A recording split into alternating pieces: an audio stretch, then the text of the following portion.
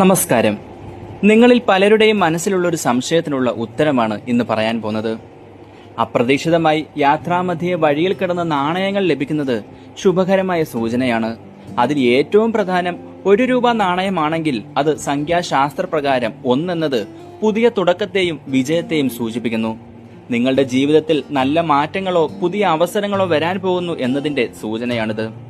അപ്രതീക്ഷിതമായി നാണയം ലഭിക്കുന്നത് ഈശ്വരന്റെയും പ്രത്യേകിച്ച് മൺമറഞ്ഞു പോയ പൂർവികരുടെയും അനുഗ്രഹമായി കാണാം.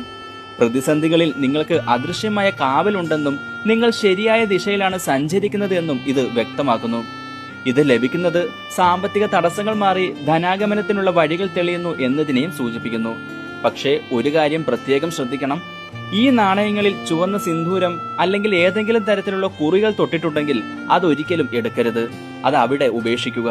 അല്ലാത്ത പക്ഷം ഇങ്ങനെ കിട്ടുന്ന നാണയമെടുത്ത് ചിലവാക്കാതെ ഇഷ്ടദൈവത്തെ മനസ്സിൽ പ്രാർത്ഥിച്ച് അടുത്തുള്ള ക്ഷേത്രവഞ്ചിയിൽ സമർപ്പിക്കുന്നതാണ് ഉത്തമം. നിങ്ങൾക്ക് ഇങ്ങനെ നാണയം ലഭിച്ചിട്ടുണ്ടോ?